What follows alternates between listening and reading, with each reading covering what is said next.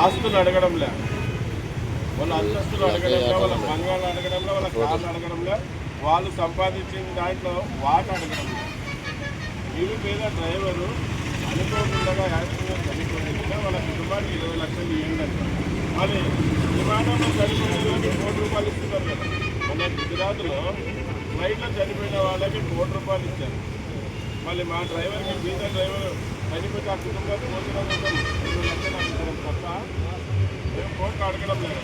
అంటే విమానంలో తిరిగే వాళ్ళకి ఒక లెక్క, ఆటోలలో, కార్లలో, లారీలలో, బస్సులలో తిరిగే డ్రైవర్లు ఒక లెక్క.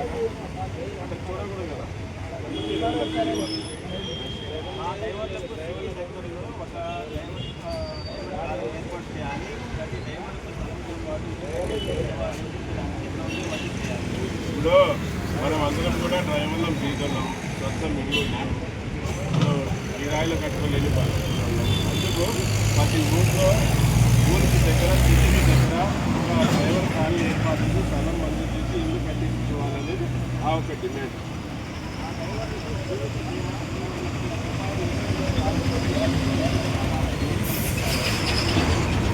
ఇప్పుడు ప్రభుత్వంలో ఎన్నో పాలసీలు చేస్తుంది కదా. డ్రైవర్లో మొత్తం ఒక ఇన్సూరెన్స్ పాలసీ.